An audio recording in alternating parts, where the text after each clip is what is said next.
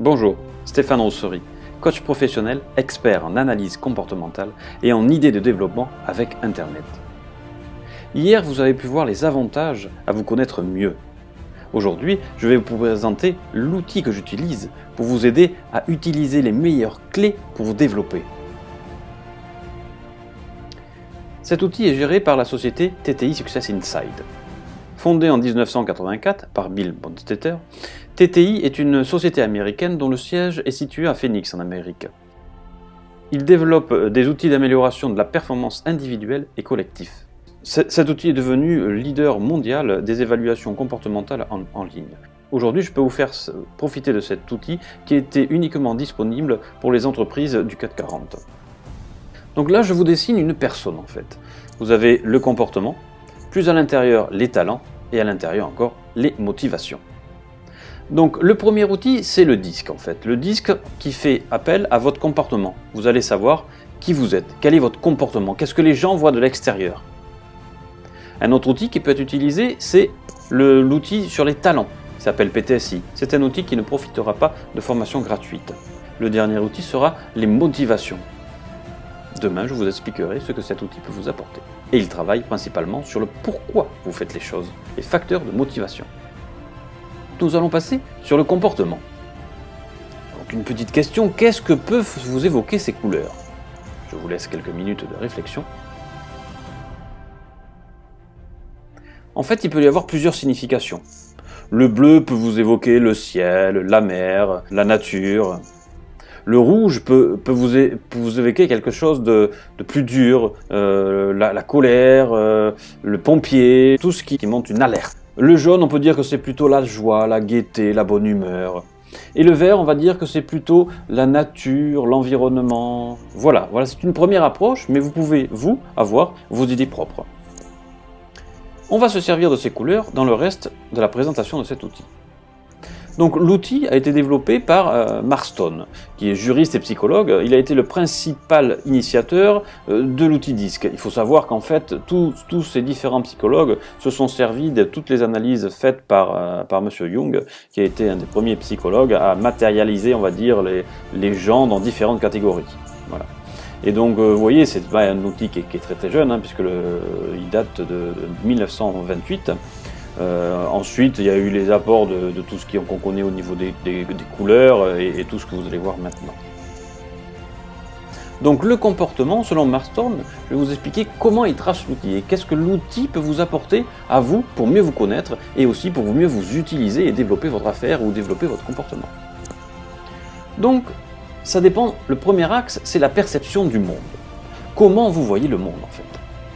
Soit pour vous, le monde est hostile. Alors qu'est-ce que ça veut dire hostile? C'est qu'il est centré sur les faits, les chiffres, les informations, les problèmes, les difficultés, les risques, les règles. Voilà, tout ce qui peut être quantifiable et mesurable. La première perception. Et il y a aussi tout ce qui est de la concurrence. Le monde est entouré de concurrents, c'est dur pour travailler, on doit se placer devant. Voilà, c'est très difficile. Donc c'est pour ça qu'on utilise le mot hostile. Le deuxième côté de cet axe, c'est plutôt on voit le monde comme favorable. C'est-à-dire qu'on est plus centré sur les gens, sur les relations, sur le plaisir, les sentiments, les émotions, les valeurs. Voilà, plus un monde dans la convivialité. Ça, c'est pour le premier axe. Le deuxième axe, c'est en fait l'attitude que vous avez vis-à-vis de l'environnement. Soit l'environnement est plus fort que vous. Donc, on est plus dans une situation où on attend, on va observer, on va beaucoup écouter. On va d'abord réfléchir et ensuite peut-être agir. Ou alors, on se situe dans l'autre cadran où je suis plus fort que l'environnement. Alors là, mon attitude, c'est j'avance, j'agis, j'écoute peu et je parle et ensuite je réfléchis. Déjà, avec ces 4 positionnements-là, vous pouvez peut-être arriver à vous orienter, être vous plus à gauche, à droite, en haut ou en bas. Donc on va approfondir encore le sujet. Donc selon Marston, l'homme tend à se faire une idée de lui-même en accord avec l'un des 4 facteurs. Pour ça, je vais utiliser l'exemple, on va faire un petit exercice où vous vous situez, en fait, pour vous aider, vous vous situez dans un aéroport, on vient de vous signaler que l'avion a 2 heures de retard. Ce qui est difficile pour vous, c'est qu'en fait, vous aviez un rendez-vous super important, quelque chose qui devait faire basculer votre vie. Et donc vous allez réagir différemment à l'événement en fonction du cadran où vous êtes situé. Donc je vais le faire en exemple. On trace les deux axes. On va commencer par ce cadran-là, qui a la couleur bleue. Ce cadran, on dit que le monde est hostile et l'environnement, il est plus fort que vous. Donc on est plus dans la conformité. Donc d'après vous, la personne qui est dans l'aéroport, comment va-t-elle réagir? Eh bien en fait, cette personne va aller au comptoir, va demander aux hôtesses, est-ce que ça arrive régulièrement? Est-ce que la solution palliative est arrivée? Est-ce que ce sera fiable? Il va lui demander les statistiques du nombre de fois que ça arrive et il va demander qu'on lui écrive un document pour lui permettant de prouver qu'en fait, si le retard à son rendez-vous, ce n'est pas dû à lui, mais c'est dû à l'aéroport et aux effets de trafic. Donc il va vouloir avoir un justificatif. Et bien sûr, il va appeler son client pour lui prévenir qu'en fait, il ne peut pas venir à son rendez-vous et il va justifier avec le justificatif de l'aéroport. Le deuxième cadran, c'est le côté rouge. Le monde est toujours hostile, mais là, on est plus fort que l'environnement. Donc, comment va agir cette personne dans cet aéroport? Eh bien déjà, il va beaucoup s'énerver, il va beaucoup se mettre en colère, il va dire que c'est inadmissible, il va taper du poing, taper du pied, il va aller crier au niveau de l'hôtesse, et ça va aller très très vite. Qu'est-ce qu'il va faire comme action, puisqu'il est plus fort que l'environnement? Eh bien en fait, ce monsieur, il va essayer de trouver une solution par ses propres moyens pour aller à ce rendez-vous. Il ne veut absolument pas arriver en retard. Donc il va prendre un autre élément, un autre avion, une autre compagnie, il va se débrouiller pour trouver une solution. Mais il va agir et démarrer de suite. Le troisième cadran, le côté gauche, le côté jaune. Donc, on est toujours plus fort qu'en environnement, mais par contre, la personne se situe dans un environnement favorable. Donc, comment il va agir? Première étape, qu'est-ce qu'il va faire avec son client? Comment il va le prévenir? Et comment il va agir?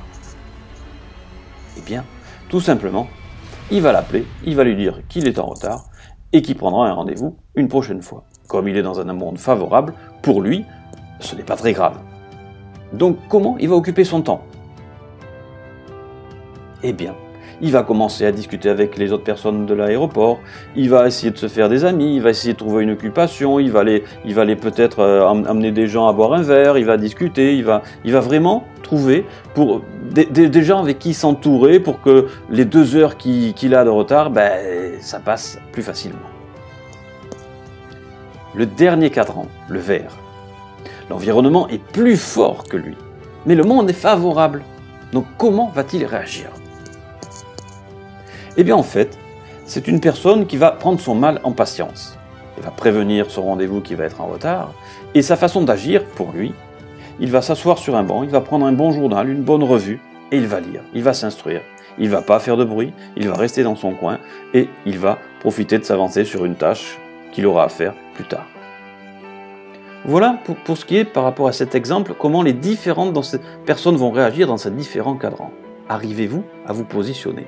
Dans quel côté êtes-vous? Êtes-vous plutôt jaune, vert ou bleu?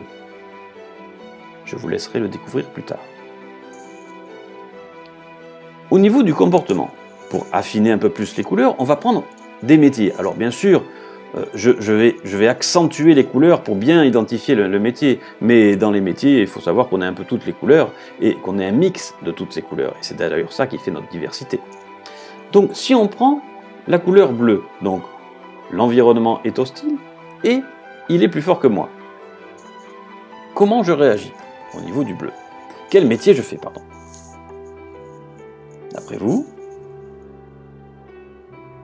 Eh bien en fait, en général, les personnes qui se trouvent dans ce côté-là sont plutôt comptables, avocats, experts. C'est des gens qui analysent les chiffres, des gens qui sont dans les bibliothèques, des gens qui vont faire des recherches. Par exemple, dans une entreprise, lorsqu'on a un problème pointilleux au niveau des chiffres, eh bien on va pouvoir s'orienter sur ces gens-là. Ces gens-là vont pouvoir vraiment être intéressés par ce sujet-là. Ils aiment aller fouiller au fond et tout ce qu'ils vont faire vont être très précis, très précis. Et ils ne vont pas supporter qu'on les critique parce qu'ils vont passer beaucoup de temps et ce sera très clair et très pointilleux. Mais ils ont besoin de travailler tout seuls dans leur coin. Voilà pour le bleu. Les personnes qui sont du côté rouge, donc dans un environnement perçu comme hostile, mais qui sont plus forts que l'environnement. Alors là, j'y mettrais plutôt une personne célèbre, que je pense que vous connaissez, c'est Nicolas Sarkozy. Nicolas Sarkozy se trouve dans ce cadran-là. Souvent, on dit que la majorité des entrepreneurs se trouvent ici, sauf qu'il y a des entrepreneurs dans toutes les couleurs, et heureusement. Voilà pour l'image. Si vous avez d'autres images, n'hésitez pas à les transmettre. Les personnes qui se trouvent dans le cadran orange, qu'est-ce qu'ils peuvent avoir comme métier ou comme personne connue?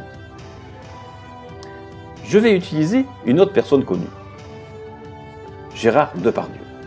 Gérard Depardieu qui est comédien, qui parle beaucoup de lui, qui a des grands gestes avec les mains, qui vraiment fait tout pour se faire remarquer, il aime se voir. Le métier qu'on pourrait aussi associer à celui-là, c'est le métier de commercial. C'est des gens qui parlent beaucoup, qui agissent avec les mains, qui sont très chaleureux, très conviviaux. Ils sont toujours positifs parce qu'ils voient pas le mal, ils sont dans un monde favorable. Donc tout est bien, tout va bien, ils font du théâtre, ce sont des artistes, ils sont capables d'aller frapper aux portes, ils sont capables vraiment de l'aspect commercial. Et ils vont avoir tendance même à influencer les gens. Donc ils vont vouloir les influencer peut-être en racontant des histoires.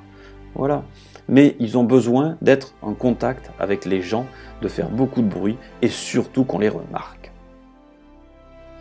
Les personnes qui sont dans le côté vert, l'environnement est plus fort qu'eux et l'environnement est perçu comme favorable. Donc quel style de métier ils peuvent avoir ? Eh bien, ce sont des gens qu'on va retrouver dans l'accompagnement, soit dans la formation, dans l'enseignement, dans le coaching. C'est vraiment des gens centrés sur l'écoute. Ils aiment être entourés de gens, des petits comités. Ils aiment vraiment écouter les gens. C'est vraiment qu'ils sont vraiment à l'écoute des autres. Ils vont peut-être même s'effacer. Tout ce qu'ils vont vouloir faire, c'est aider les autres. Donner tout ce qu'ils peuvent pour aider les autres, quitte à s'oublier eux-mêmes. Voilà, j'espère qu'avec ces exemples, vous avez mieux imagé l'endroit où vous pouvez vous positionner. Alors bien sûr, ce n'est que générique. Lorsque vous faites votre profil, on vient dans le détail de ces éléments-là et vous pouvez plus réfléchir à vous. Quels arguments vous pouvez avoir, quelles clés vous pouvez avoir pour vous développer. On a toutes et tous chacune des couleurs, plus ou moins fortes. Vous allez voir après un petit peu comment ça se fonctionne. Chacune des couleurs émet une émotion génératrice d'énergie. Donc il n'existe que quelques émotions. Donc on va les faire les 4. Le rouge, quelle émotion pourrait-il avoir? On a vu tout à l'heure quelqu'un de très actif, très motivé, qui tape du poing sur la table. Donc l'émotion qui ressort ici, c'est la colère. Ensuite, le cadran jaune, quelle émotion il peut avoir? On a vu qu'il était bien avec les amis, qu'il était bien avec beaucoup de gens autour de lui, qui veut influencer les autres, qui a besoin d'avoir une grosse reconnaissance, voilà, qui se fait plaisir, qui s'amuse, qui fait beaucoup de sorties. L'émotion qui va l'animer, ce sera la joie. Pour le vert, quelle émotion forte pourrait apparaître? Eh bien, c'est la tristesse. Non pas qu'ils sont tristes, ce ne sont pas des gens qui vont beaucoup s'extérioriser. Ils vont être plus sur eux-mêmes. Ce sont des gens qui sont plus tranquilles et plus attirés par les petits comités. Beaucoup d'écoute, on a vu beaucoup d'échanges avec les gens. Voilà. C'est pas qu'ils ont un comportement triste, c'est des gens qui sont un peu plus renfermés sur eux-mêmes. Et les personnes qui se trouvent dans le cadre en bleu, l'émotion porteur, c'est la peur. Pourquoi la peur? Parce qu'en fait, ça ne peut pas, s'il y a un problème, s'il y a une difficulté, ça ne peut pas venir d'eux. Il faut qu'ils trouvent toujours le responsable ailleurs. Ça ne peut pas être eux. Ils ont vraiment la hantise qu'on les montre du doigt.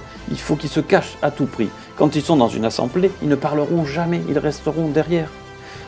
Ils seront toujours à travailler, ils préféreront travailler dans un endroit clos et seul, plutôt que dans un open space par exemple. Dans un open space, ils ne peuvent pas vivre. C'est trop difficile pour eux. Voilà.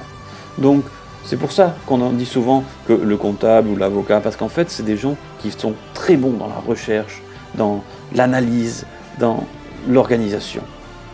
Voilà. Donc, vous avez vu ici, les énergies peuvent amener des solutions à vos difficultés. En fait, si on utilise vos énergies prédominantes pour vous faire avancer, ce sera bien plus simple que d'utiliser une énergie que vous n'avez pas. Et donc le profil nous permet de déterminer dans quel cadran vous êtes, en majorité, en sachant qu'on a un peu tous les couleurs, mais quelle est votre prédominance, votre préférence comportementale, qui va vous aider à avancer. Donc on va regarder ici maintenant les points forts et les limitations possibles de chacun des comportements. Donc ici, on se situe dans le cadran rouge, donc une personne en dominance. C'est des personnes, leur force, ça va être concentrée sur les objectifs, déterminés, décideurs. Ce sont des gens qu'il faudra piloter, ou qu'il faudra, si vous l'avez en client, qu'il faudra lui parler de résultats, lui parler d'objectifs, lui parler de challenges, de défis. Ils adorent ça. Ils adorent le défi personnel. C'est un besoin pour eux. Il faut qu'ils soient dans l'action, dans le résultat. Ils ont besoin d'avancer et d'agir vite. Ils agissent peut-être seuls, mais c'est pas important. Il faut qu'ils aillent vite. La limitation qu'ils peuvent avoir, c'est qu'ils peuvent être peut-être un peu trop impatients. On peut aussi dire de ces personnes-là qui sont agressifs, autoritaires et intolérants. Ce sont des gens qui s'énervent très rapidement. On a vu tout à l'heure l'énergie, la colère. Donc, en fait, ils peuvent vraiment s'énerver très facilement, taper du poing sur la table et de dire « je veux le résultat maintenant ». C'est un terme de leur discours. Et leur peur, c'est qu'on profite de leur dynamique. C'est-à-dire que s'ils se rendent compte qu'on profite d'eux, ils détestent ça. Donc leur point fort, c'est résoudre les problèmes, aimer les tâches difficiles, la volonté du résultat, être positif, il aime la confrontation, il adore le pouvoir et l'autorité. Et il est motivé par des réponses directes dans les mails. Il ne va pas faire un message d'un paragraphe avec 5 lignes, ce sera juste une ligne. Vous pouvez repérer ces éléments-là. Par exemple, si vous faites de la prospection, si vous croisez une personne, en 7 secondes, vous êtes capable à peu près de savoir quel comportement il a. Et vous devez savoir comment vous pouvez lui parler. Parce que si on va plus loin dans les formations, la tenue vestimentaire, les bureaux, ça donne des éléments pour savoir la personne, dans quel cadran elle se trouve. Et du coup, si on adapte le langage à cette personne, on a beaucoup plus de chances d'atteindre notre résultat. Ça fait exactement pareil pour vous. Comme vous allez mieux vous connaître, vous allez pouvoir mieux vous utiliser. Donc pour le rouge, ces limitations, c'est en fait qu'on outrepasse son pouvoir. Et lui se sert de la peur comme motivation. Donc il va vouloir faire peur aux gens. Si vous n'arrivez pas à avancer, vous avez 2 jours pour atteindre le résultat, je vous donne 15 jours, voilà. Il va donner des exemples très précis sur une durée quantifiée, qui est mesurable parce qu'il a besoin d'avoir des échéances. Il va vouloir déléguer avec impatience. Alors ça veut dire quoi? Ça veut dire qu'il va déléguer en disant ben, « faites-moi ça », mais sans donner les éléments. Du coup, la personne qui va recevoir l'information risque de ne pas tout comprendre et de ne pas bien faire correctement. C'est une personne qui n'aime pas le travail de routine. Voilà. Il faut vraiment qu'il change de sujet, qu'il ait beaucoup de sujets et que ça avance, que ça bouge. Voilà. Il faut vraiment qu'il y ait de l'animation. C'est une personne qui peut un peu trop déléguer, mais n'informe pas assez, donc il ne donne pas assez d'éléments pour orienter les gens comme il faut. Voilà. Est-ce que vous faites partie de ce comportement-là? C'est à vous de voir. Pour les gens qui sont, on va dire, sur le cadran jaune, des gens qui sont plus dans l'influence, la convivialité, la joie, la bonne humeur, leur force, ça va être de pouvoir être persuasif dans la relation, être créatif. C'est des gens qui vont avoir plein d'idées, plein de choses à faire. Et pourquoi ils sont bons dans l'aspect commercial? C'est qu'ils sont capables de ramener avec eux, sur leurs idées, plusieurs personnes. C'est très intéressant lorsqu'on est commercial et qu'on veut vendre un produit ou un service. Ça permet de donner plein d'éléments. Alors, le souci qu'ils peuvent avoir, c'est peut-être d'en rajouter pour que la personne vienne. Et ça peut-être être pas toujours vrai. Voilà. Leur besoin, c'est d'être reconnus dans la relation. Ils ont besoin d'être mis en avant. Ils ont besoin. Si vous managez ces gens-là, il faut vraiment leur dire, ben, vous travaillez bien, c'est bien ce que vous faites, même si c'est leur travail quotidien. Ils vont adorer ça. Voilà. Et je pense que si vous êtes dans ce cas-là, vous devez aimer qu'on vous félicite, vous devez aimer qu'on vous dise des petits commentaires, vous êtes plutôt bien ce matin, ce genre de truc, ça vous motive. Voilà. Et ces éléments-là qu'on va trouver, qui vont vous permettre d'avancer plus vite. La limite de ces gens-là, c'est qu'ils sont un petit peu désorganisés, nerveux, un peu impulsifs et indiscrets. Voilà. Donc ils vont vouloir être un peu partout, et vous allez les voir toujours en train de gigoter, en train de faire plusieurs choses à la fois. Le bureau ou l'environnement de ces gens-là, vous verrez, il y en a partout.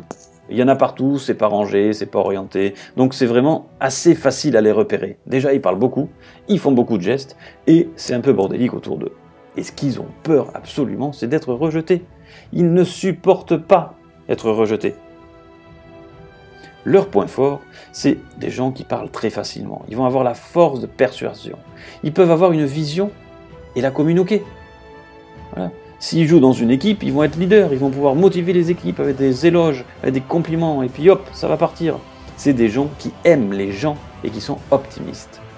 Leur limitation possible, c'est qu'en fait, le cœur part plus fort que la raison. Ils agissent de façon impulsive, les objectifs ne sont pas très bien tenus. Voilà. Et ils ont une tendance à surestimer les gens. Disons qu'ils sont un peu irréalistes dans la appréciation des autres détails. Au niveau des gens, ils vont toujours trouver les gens sont gentils, ils vont peut-être se faire un peu manipuler et se faire avoir. Ce sont des gens qui n'écoutent pas toujours. En fait, ils s'écoutent tellement qu'ils ont un problème pour écouter les autres. Ils peuvent être désorganisés par manque de méthode et ils ne vont pas du tout faire attention aux détails. Ce n'est pas leur sujet. Les gens qui se trouvent dans le cadran vert. Comme on voit, c'est des gens ici, on a vu, environnement favorable, l'environnement est plus fort que moi. Ce sont des gens qui sont plus dans la stabilité. Leur force, ce sont des gens qui vont être très loyaux, attentifs, écoute et bienveillance. On l'a vu dans les métiers, coach, formateur, enseignant. Ce sont des gens vraiment qui vont être dans l'écoute et qui vont tout faire pour aider les gens. Ils vont être très persévérants et méthodiques. Ce sont des gens qu'on dit, c'est souvent un sage, c'est quelqu'un de serein, quelqu'un qu'on a envie d'écouter et quelqu'un qu'on a envie de suivre. Tellement il est calme et ça rassure. Son besoin vraiment, c'est de servir et être utile, être en harmonie avec son environnement. Sa limite, c'est que dès qu'il y a un peu trop d'agitation, dès que ça ne va pas, il préfère se replier sur le même. On l'a vu dans l'exemple tout à l'heure de l'aéroport, où en fait la personne préférait se mettre en recul et lire un bouquin. Et sa peur, c'est la nouveauté. Alors attention à la nouveauté. C'est pas qu'il n'aime pas la nouveauté, c'est qu'il n'aime pas qu'on lui impose des nouvelles choses directement. Il a besoin, lui, s'il veut changer, c'est lui qui le décide. Voilà. Et donc il est prêt à changer, il est prêt à avoir de nouvelles choses. Mais c'est lui qui doit les initier ou les comprendre ou du moins les mettre en œuvre. Donc ses points forts, c'est qu'ils vont être très loyaux, ils vont être bien écoutés, ils vont être patients, très compréhensifs. Ils vont aimer faire partie d'une équipe. Ce ne sont pas les leaders, mais ils seront vraiment dans l'équipe. C'est des personnes à qui on va se confier très facilement. Voilà. Et ce sont des gens qui sont motivés par des procédures bien établies. Leur limitation, c'est qu'en fait, ils ont tendance à peut-être devenir un petit peu routiniers, maintenir le statu quo. Donc ils résistent un petit peu au changement qu'on leur donne. Ce sont des personnes qui peuvent être rancunières. Ils n'ont pas le sens de l'urgence. Voilà. Ils sont peut-être, on dit d'eux, qui sont un peu lents à agir en fait. Ils hésitent à bouger, et plutôt que de déléguer, ils vont préférer le faire eux-mêmes. C'est des gens qui ne donnent pas leur confiance facilement. Et dès que la confiance est cassée, vous ne pouvez plus rien faire d'eux. Le dernier cadran sera le cadran bleu. Ce sont des gens dans la conformité. Leur force, ce sont des gens qui sont très précis, très analytiques. Tout ce qu'ils vont faire, ils vont passer un temps fou à le faire. Du coup, ce sera exact. Et ils ont besoin, ce sera objectif. Ils ont besoin des objectifs. Il faut qu'ils atteignent un résultat. Donc, pour atteindre un résultat, ils vont suivre une méthode, ils vont avancer point par point, ils vont se référer aux lois, ils vont se référer aux textes, ils vont aller chercher de l'information de l'extérieur. Ils ont besoin d'un travail bien fait, de réfléchir, de travailler dans un environnement sécurisé et ils ont besoin de savoir où ils vont. Ce ne sont pas des gens qui ne sont très créatifs. Ils vont être plus prévisibles. La limitation, c'est qu'en fait, il ne faut pas les critiquer. Dès qu'on critique leur travail, ils ne vont pas du tout apprécier. Ce sont des gens qui vont être très pinailleurs, qui vont paraître froids de l'extérieur ou réservés. Et leur peur, c'est qu'on critique leur travail. Ils passent tellement de temps à faire ce qu'ils font et on peut être sûr que ce sera bien fait, il y aura la qualité dedans. Les points forts de ces personnes, c'est que ce sont des personnes qui critiquent, penseurs, alors critiquent pas toujours positives, qu'ils ont un critère élevé pour eux et pour tous les gens qui les entourent. Ce sont des gens bien disciplinés, qui ne vous comprennent pas la parole, qui sont droits et qui sont motivés par la bonne façon de procéder. Voilà. Tout ce qu'ils disent, c'est exact, c'est approuvé, c'est référencé. La limitation, c'est qu'ils peuvent un petit peu hésiter à agir s'ils n'ont pas un exemple de comment il faut faire. Ils sont liés à des procédures et des méthodes. Il ne prendra aucun risque d'énoncer de nouvelles idées, sans nuancer son opinion. Ce sont des gens que l'on n'arrive pas à définir, ils n'expriment pas leurs sentiments. Donc ce sont des gens un petit peu introvertis. Pour faire le travail lui-même, il va préférer ne pas déléguer, parce qu'il a de grosses difficultés à faire confiance. Et en tout état de cause, chaque fois qu'il y aura du conflit ou un désaccord avec une autre personne, il va laisser la place pour éviter la controverse ou le conflit. Voilà ces différents styles de comportement avec leurs forces, leurs besoins, leurs limites et leurs peurs. Vous vous retrouvez peut-être dans un de ces quatre. Alors bien sûr, vous allez sûrement me dire que vous êtes un peu dans tous les quatre, mais c'est normal. Sauf qu'il y a quelque chose qui se détache ici. Dans tous ces comportements, vous avez, vous, votre préférence comportementale. Celle-là, vous la connaissez peut-être pas. Donc vous savez peut-être pas comment agir pour avancer. Si vous voulez aller plus loin, à ce moment-là, il faut remplir un questionnaire. Dans ce questionnaire, il y a une vingtaine de questions avec des adjectifs qui vous permettent, alors vous pourrez voir qu'il y a des adjectifs qui se ressemblent, mais c'est la combinaison de ces adjectifs-là qui fait que vous pouvez remplir ce graphique pour arriver à trouver vos préférences comportementales et savoir comment vous êtes piloté. Qu'est-ce qui va vous rassurer? Quelle action vous allez entreprendre pour enfin évoluer? Donc c'est un questionnaire qui peut se faire sur Internet et qui vous donne votre graphique directement. Le principal, l'important, c'est aussi de se faire accompagner à la lecture de ce profil parce qu'on peut voir qu'on a plusieurs couleurs et donc différentes façons d'agir en fonction de la combinaison des couleurs. Là, vous pouvez voir que dans ce graphe, il y a deux graphiques. Un graphique qui s'appelle le graphique 1, style adapté, et le graphique 2, style naturel. Alors en fait, dans le style naturel, c'est dans la situation où on se trouve, on va dire, 80% du temps. Vous voyez, il y a 4 couleurs là. Dans ce graphe-là, la personne, sa préférence comportementale, c'est le jaune. Donc c'est quelqu'un qui aime être avec les gens, c'est quelqu'un qui aime être en avant, qui aime se montrer. Là, sa deuxième couleur, ça va être le rouge. Donc il aime faire ça, mais avec des objectifs clairs. C'est quelqu'un qui va avoir besoin de défis, de challenges, de résultats. Et qui aime surtout être avec les gens et qui aime aussi écouter les gens. Par contre, sa difficulté, on voit que le bleu est très bas, donc sa difficulté, ça va être difficile de suivre les règles. C'est quelqu'un qui va sûrement rouler vite en voiture, qui ne va pas respecter la réglementation, qui va avoir du mal à respecter les règles et les consignes, il va plutôt préférer s'amuser et aller sortir. Dans le style adapté, c'est 20% des cas. On va dire que c'est une situation de stress. Comment réagit cette personne en situation de stress? On voit qu'ici, son comportement a beaucoup changé. Il était majoritairement jaune, avec un peu de rouge. Là, on voit que le rouge s'efface, que le vert aussi, et il reste que le jaune. Donc, dans cette personne, on va voir une personne très agitée lorsqu'il est en situation de stress, avec énormément de bazar sur son bureau. Il va parler dans tous les sens, ça va faire d'énormes gestes, et il va plus pouvoir avancer. Il va effacer tout l'aspect autorité, tout l'aspect challenge. Il ne faudra plus lui donner les challenges ni de défis. Voilà. Donc ça, c'est un repère qui peut montrer qu'une personne en situation de stress, cette personne-là, il va falloir qu'elle retrouve du plaisir. Voilà, c'est l'exemple dans ce cas-là. Vous avez chacun, tous, 4 couleurs. C'est la combinaison de ces couleurs qui fera votre personnalité. C'est aussi avec ce genre d'éléments qu'on peut savoir comment travailler avec vous pour vous faire avancer.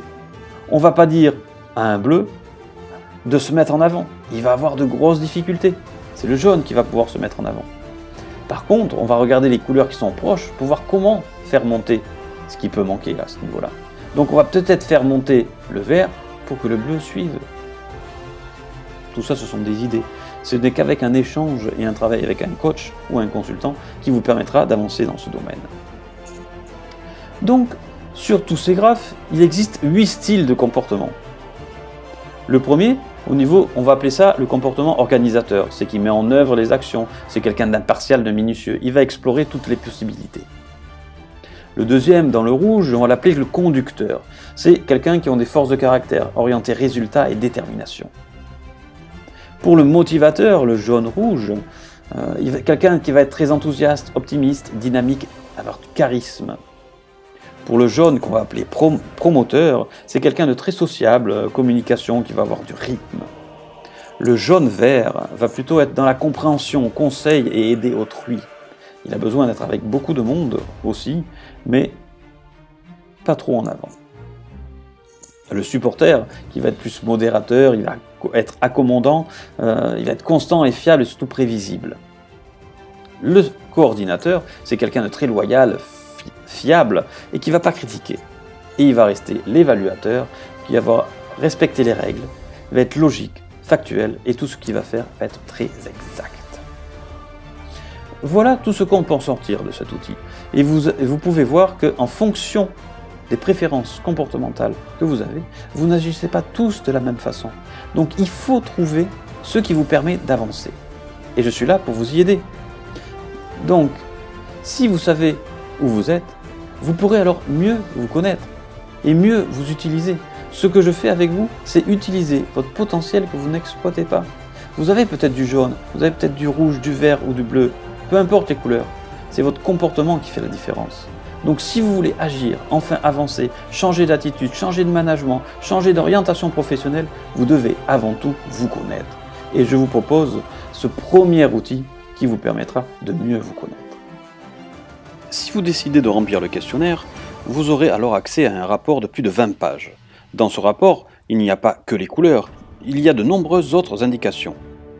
Par exemple, il y aura 2 pages qui concerneront la synthèse de votre comportement.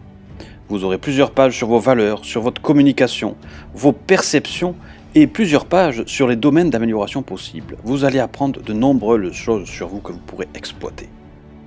Demain, je vous présenterai les motivations, car avec les motivations, on n'avance pas de la même façon. Surtout, n'hésitez pas à me contacter si vous avez besoin de plus d'informations ou si vous voulez faire votre profil comportemental. Je suis à votre disposition.